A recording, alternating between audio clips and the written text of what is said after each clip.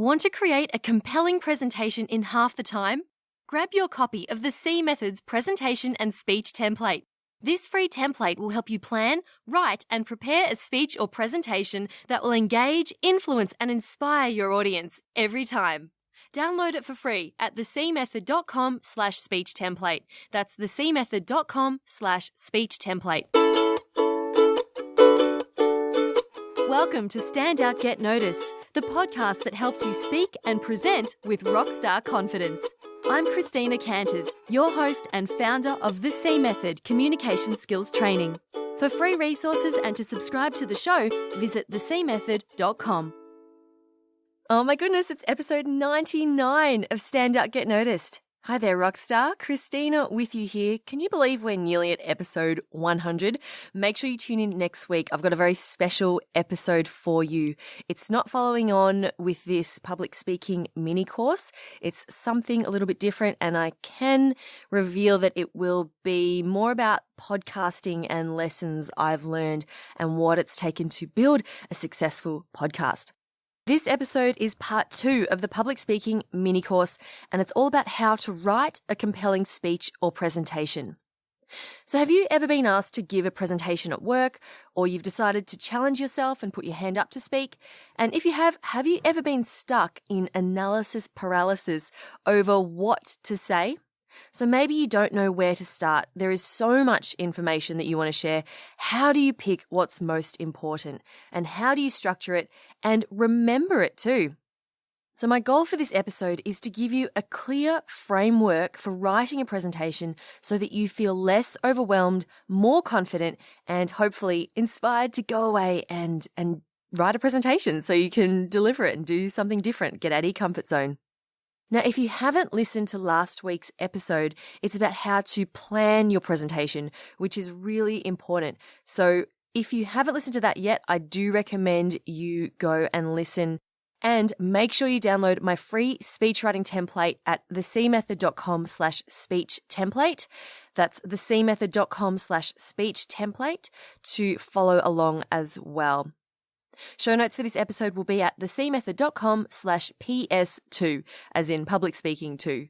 Now, I have a quick shout out for listener Craig from Melbourne here in Australia, who discovered this podcast in December and has binge listened to the first 54 episodes in about 2 months. Oh my goodness. So just want to say thanks, Craig. I'm super impressed, and I'm glad that you're enjoying the podcast. Now, I also have a very exciting announcement, which I will share with you at the end of this episode, so make sure you listen all the way to the end. Alrighty, let's move on to this week's content. How to write a compelling speech or presentation. Let's do it. Firstly, why should you bother writing a presentation? I know plenty of people who are like, I'm just happy to wing it. And then they rock up on the day and see if they can do it without any preparation and still have the same impact. And frankly, most of the time, 99% of the time, it doesn't work. When you write your presentation instead of winging it, it gives you a clear structure to follow, which means that you can focus on what's important and you can also remember your key points. Have you ever winged a presentation and then realized after, I forgot to say that important thing? Writing your presentation will help you to avoid that happening. Now, I'm doing this episode assuming you've gone through the planning steps that I mentioned last week on the show, which means you already know what content you're going to include. That's what we talked about last week. If you don't have your content yet, that's okay. But if you feel like I've skipped ahead a little bit, you can go back and listen to last week's episode, which is at thecmethod.com/PS1. Now, the first thing you're going to do once you've got all your content is to write an attention-grabbing opening story, fact, or question. The opening of your presentation is a huge opportunity for you to set the scene up. Many people fail here with their presentations. They start with, so hi everyone. So today we're going to talk about, and this is so boring and generic. If I'm listening to that, I've already tuned out. Instead, start with something punchy. The story can include, maybe it's the origin story of the project or the topic you're presenting. It could be a fact. For example, did you know that 90% of the ocean's fish population is depleted? Or whatever, right? Or a question. For example, who here has eaten a piece of fish in the last week? And then you raise your hand and then you get people to engage. Now, when writing your presentation, keep this question at the front of your mind. How can I break people's expectations of how a normal presentation begins? Break that expectation. Most people are used to boring presentations, and believe me, they will most likely expect yours to be the same. So surprise them with something punchy. And when you start, avoid doing the, hi everyone, my name's so-and-so. No, just pause and present with your punchy opening. The next thing you're going to write down is, why is this important? So once you've grabbed your audience's attention, you need them to get emotionally involved. And to do this, you need to show them why it's important that they listen. Remember, your audience will always be thinking, so what? What's in it for me? You need to write down, why is this presentation important? Why should your audience listen? The next thing you're going to include is the results. A lot of people, again, forget to go into what results the audience is actually going to get. Remember again, the audience is thinking, what's in it for me? So you'll need to say something like, at the end of this presentation, you'll walk away with an increased level of this, a better understanding of that. You'll be able to do X, Y, Z. Okay, so the audience is there thinking, okay, cool, great. This is what I should listen because firstly, it's important and I know what results I'm going to get from it. The next thing you're going to share, number 4, is the what of your presentation. So now your audience understands why they need to listen and the results they're going to get. They're going to be much more interested in listening. So now this is where you share with them what the thing is that you're talking about. So here is when you can define key terms or show them what your vision or your idea looks like. So let's say, going back to the fish example, you might say, so what do I mean by depleted fish populations? Well, it means they're going to go from X amount to X amount, which means that this is the overall impact it's going to have. Okay, so that's the what.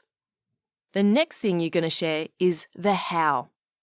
The how is the process or the meat, the main body of your presentation. This is the part where you give people actionable things to do or to think about.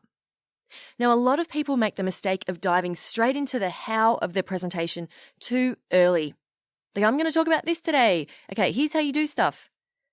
But the problem with this is that if you haven't given people a reason to care, for example, the why, they're not going to be interested in listening to the how. So from all the content that you've decided you want to share, select 3 to 5 key points that you want to make. So that's based on what you came up with in the brain dump that we did in last week's episode. Avoid making more than 5 points, as this is often too much information for the audience to absorb. You're much better keeping it to 3 to 5. And then for each point, think of a relevant story, fact, or quote you can use to illustrate it. So this is like a mini opening for each point. And then you can share a lesson or your call to action. For example, you could say, so how can you still enjoy fish but not contribute to overfishing? Eat sardines. Did you know that sardines are one of the most fast populating fish on the planet? This is important because it means they are a sustainable food source. Okay, so there I've included the point, one of the how-to, it's to eat sardines. And then I've also included an interesting fact that will get people's attention as well. And you could switch this around as well. So you could start with the fact or the question. For example, did you know that sardines are one of the most populating fish on the planet? This is one way that you can still enjoy fish but not contribute to overfishing. Eat sardines. Okay, so you can swap it around. It can be more effective that way as well. Alrighty, moving on to step 6 of writing your presentation. You need to address the what if. This is something I learned recently and I find it really, really useful. There will always be people in the audience thinking, yeah, well, that won't work for me. I don't like sardines anyway. So you need to address those people and their doubts that they have. if you think about what doubts people will have, prepare for them, write them down, and prepare some answers. That's going to get more people on board with you as well. So write down a list of what you think those doubters will be thinking, and then come up with your response to those. And then pick one or two and address it at the end of your presentation. So you've gone through the how-to. Okay, here's how you create a more sustainable planet by eating fish, right? 1, 2, 3, 4, 5. Here are my main steps. And then you might say, okay, so some of you may be thinking, this is all great, but aren't sardines smelly and bony? Well, I'm here to tell you that you can eat the bones and they are really good for you, plus they're cheap. So even if you swap one can of tuna for a can of sardines, you'll be doing your bit to save the world's fish population. Okay, so there we're addressing the what ifs. Now it's time for you to conclude with a bang. Now I see a lot of people end presentations with, and I guess that's all, thanks. Or they say, and that's it, I suppose. Questions? And it is such a weak ending, and it doesn't make it nice and punchy and inspire the audience to do something straight away. So if you want to be really effective in the way you present, you must conclude with a bang. And the way you can do this is to firstly remind them of your goal. So you can say, well, I hope that has inspired you significantly to decrease the amount of fish that you eat or whatever. So remind them of your goal and what those results were that you were hoping that they would get out of the presentation. Next, summarize briefly what you've talked about, but without repeating everything word for word. Okay, so don't read out everything that you've just told them, but just summarize it. You might say, so whether it's eating more sardines, doing this or doing that, you are in an amazing position to help save the world's fish population. Then you're going to give your call to action, which is what should your audience do after listening? Do you want them to sign up for something? Do you want them to come up to you afterwards and ask you more questions? Do you want them to get involved in an event? Do you want them to visit a website? Do you want them to buy something? Maybe have another meeting with you. Whatever it is, make sure you share that in your call to action so that's the last thing that they remember in it, and they're more likely to actually do that as well instead of just going, okay, that's the end of the presentation, I'm just going to go home now. And one last thing that's really important to include in your closing is a punchy closing line, preferably an optimistic quote or hope for the future. Maybe tie it back to your introduction, but something really punchy and uplifting that makes them go, yes, I want to do what this person has talked about. They've inspired me to do something. Alrighty, punchy closing line. And that's your presentation written. It's not too bad, is it? It's actually quite simple. Now, I've been doing this episode directly following off the template that I've written, and I've included instructions in there in the template, so it's really easy to follow. And all you need to do is fill out the boxes. It's a Word document, so you fill out the text boxes with your answers, so it means that you don't miss anything and that it's all there. I mean, I find it helpful for my presentations, so I'm confident that you're going to find it helpful too. So all you got to do is go to thecmethod.com/speech template and get your hands on it there. Now you've got all your elements of your speech written down. Big congratulations to you. Now it's time to start practicing your speech. You might be thinking, oh, but okay, I've got it all written down, Christina, but I'm a bit lacking in confidence. I get really nervous when I deliver it. So, any tips for delivery? So that's what I'm going to share with you in the next part 3 of this mini course. And that will be in episode 101 in 2 weeks from now. So until then, I highly encourage you to give this a go. Pick a topic, or maybe you've got something coming up. Use the speech template, write it out, and see what difference it makes for you. Okay, so I did promise an announcement at the start of this episode, and here it is. I'm very excited to share with you that I will be releasing a brand new public speaking training program on the 15th of March. Yes, that's partly why I'm doing this mini course, and the fourth part of this mini course ends on the 15th of March, which will be the release of the new training. And that training is on how to be a confident and effective public speaker. I'll be including this mini course as part of that training, but the real focus of the training will be on building your confidence and reducing your nerves and anxiety when speaking in front of a group.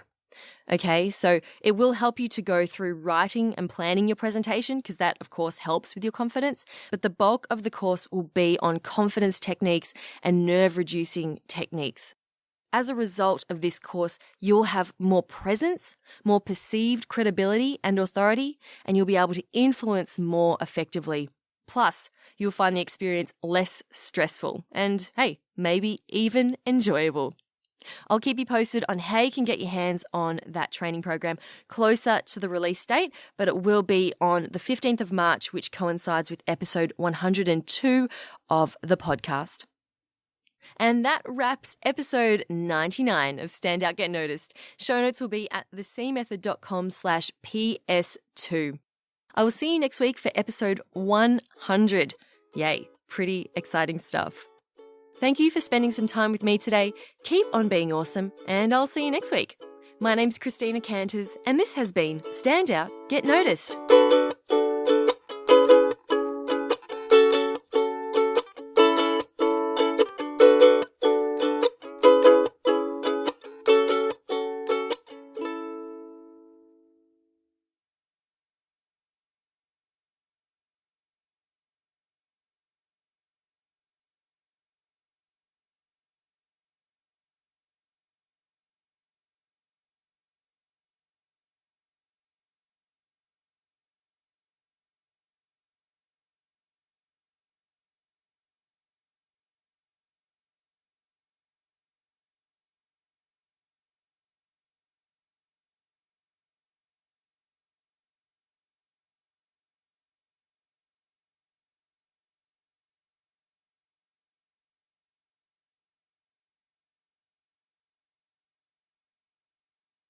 So I have an iPod, you remember those old devices, and it's a few years old now, and it's so old that it won't sync with my new laptop. So all the songs and playlists in there are frozen in time because I cannot change them.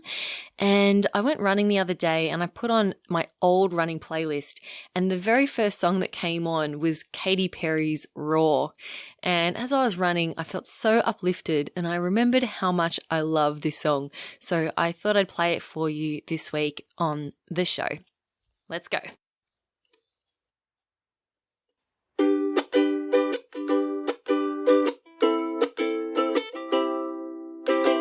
used to bite my tongue and hold my breath, scared to rock the boat and make a mess.